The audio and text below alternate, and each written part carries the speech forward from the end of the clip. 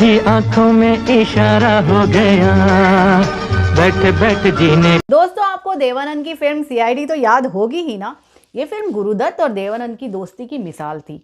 ये film OP Nayyar और आशा भोसले के प्यार की तस्वीर दिखाती थी और दिग्गज गुरुदत्त और वहीदा रहमान की प्रेम कहानी की ये शुरुआत थी। ये film Dev Anand, Guru Dutt, Johnny Walker की मशहूर तीकड़ी का शाहकार थी। इसमें पहली बार गुरुदत्त के शागिर्द राज खोसला के निर्देशन का कमाल दिखा था। यानी 1956 में आई फिल्म सीआईडी ने जितनी कामयाबी हासिल की, उतना ही इसने बॉलीवुड के दिग्गजों की आपसी रिश्ते नातों को भी निभाया। सीआईडी की ज़मीन उस वक्त तैयार हो गई थी जब देवानंद और गुरुदत्त दोनों स्ट्रगल कर रहे थे। तब दोनों ने वायदा किया था कि जब भी उनमें से कोई भी कामयाब होगा तब वो एक दूसरे को मौका देंगे। देवानंद ने गुरुदत्त को अपनी फिल्म का डायरेक्टर बनाने का वादा किया तो गुरुदत्त ने कहा कि मैं डायरेक्टर बना तो तुम्हें ही एक्टर बनाऊंगा। संयोग से पहली कामयाबी देवानंद को मिली और उन्होंने अपने बैनर नवकेतन की पहली फिल्म बाजी में गुरुदत्त को डायरेक्टर बनाया। जब गुरुदत्त के सामने वायदा निभाने का मौका आया तो उन्होंने अपनी फिल्म सीआईडी में देवानंद साहब को हीरो ले लिया। वो इस फिल्म के प्रोड्यूसर थे और इसके निर्देशन की कमान उन्होंने अपने असिस्टेंट राज खोसला को दी थी। ये फिल्म सीआईडी इंस्पेक्टर की कहानी थी जिसे एक अमीर लड़की से प्यार हो जाता है। देव साहब अपनी फिल्मों में गीत संगीत पर खासा ध्यान देते थे। निर्माता से ये चाहते थे कि उन पर कई गाने फिल्माए जाएं, लेकिन सीआईडी की कहानी के मुताबिक हीरो पर कोई भी गाना फिल्माया नहीं जाना था। इस बात से देवानंद साहब परेशान हो गए। संगीतकार ओपी नैयर जी 1952 से अपने अनूठे संगीत की झलकियां दिखा रहे थे और इस फिल्म में उन्होंने पहली बार अपने संगीत की सारी खूबियों को उजागर कर दिया था। 73 फिल्मों में संगीत देने वाले ओपी नैयर साहब बेहद प्रतिभाशाली लेकिन उतने ही अक्खड़ स्वभाव के संगीतकार थे। वो हर धुन में एक खास किस्म का पंच जरूर देते थे, इसलिए उनको कोई रिदम किंग कहता था तो कोई उनको ताल का बादशाह।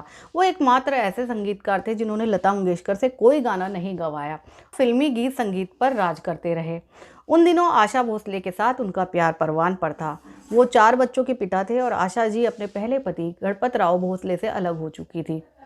इस फिल्म में ओपी नैयर ने अपने फेवरेट रवि, आशा भोसले और शमशाद बेगम की आवाज़ में गाने रखे और ये सब के सब गाने बहुत सुपरहिट हुए।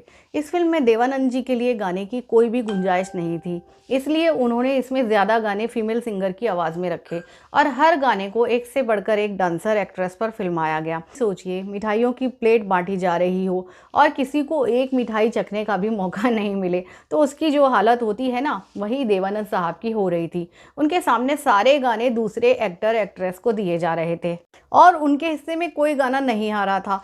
परेशान होकर वे गुरुदत्त से बोले, मुझ पर बहुत ज़्यादा गाने नहीं तो कम से कम 1-2 गाने तो फिल्माओ। लेकिन निर्देशक राज खोसला बोले कि सीआईडी इंस्पेक्टर पर्दे पर गाना गाता हुआ ठीक नहीं लगेगा, इसलिए गानों में हम आपको ज़रूर दिखाएंगे लेकिन आप गाना नहीं गाएंगे। अब देवानंद ने आखिरी ब्रह्मास्त्र चलाया। वह बोले, अगर मुझ पर कोई गाना नहीं हुआ तो इस फिल्म को कॉलेज स्टूडेंट्स देखने नहीं आएंगे, ये फिल्म बुरी तरह फ्लॉप हो जाएगी। ये बात तो हम सभी जानते हैं कि नौजवान ही किसी फिल्म को हिट या फ्लॉप बनाते हैं। तो प्रोड्यूसर गुरुदत्त ने ये तरकीब निकाली कि इस गीत की कुछ लाइनों को उन्होंने देवानंद पर फिल्माया। इस गाने को खुद गुरुदत्त ने पिक्चराइज किया था अपने दोस्त की खातिर। देवानंद साहब केवल गानों की कुछ लाइनों पर ही हीरो बनने के लिए तैयार हो गए।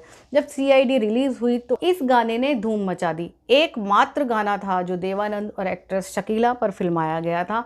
इसे जावेद अख्तर के पिता जानिसार अख्तर ने लिखा था, जबकि फिल्म के बाकी सब गाने मजरू सुल्तानपुरी साहब ने लिखे थे। इस गीत को रफ़ी साहब और रूमानी गीतों की मलिका गीता दत्त ने बड़ी खूबसूरती से गाया था। ओपी नैयर रफ़ी साहब की आवाज़ की रेंज को देखते हुए अपनी फिल्मों के सभी मेल्स कैरेक्टर के लिए उनसे ही गाना गवाते थे। इस फिल्म में वहीदा रहमान को गुरुदत्त ने हिंदी फिल्म के लिए पहला ब्रेक दिया था। वहीदा को उन्होंने अपनी महान फिल्म प्यासा के लीड में लिया था, लेकिन इस फिल्म में उनका रोल सपोर्टिव और नेगेटिव रखा गया था ताकि वो प्यासा के लिए तैयार हो सके। सीआईडी के लिए कॉस्ट्यूम मशहूर डिज़ाइनर धानी अथैया ने बनाए थे। ये बॉलीवुड में उनका भी डेब्यू था। बाद में वो ऑस्कर जीतने वाली पहली भारतीय महिला बनी। 30 जुलाई 1956 को एक ग्रैंड सेरेमनी के साथ इस फिल्म को रिलीज़ किया गया। ये जितनी दर्शकों को पसंद आई उतना ही इसे समीक्षकों ने भी पसंद किया था। 2 सालों की सबसे ज़्यादा कमाई करने वाली फिल्म बनी। इसकी सक्सेस पर गुरुदत्त ने राज खोसला को एक विदेशी कार गिफ्ट की थी। तो दोस्तों, इस वीडियो में इतना ही। उम्मीद करती हूँ कि आपको हमेशा की तरह ये वीडियो भी पसंद आया होगा। इसे देखने के लिए आपका बहुत बहुत धन्यवाद। अब अपनी दोस्त शैली आनंद को विदा दीजिए बहुत सारी मोहब्बतों के साथ। नमस्कार।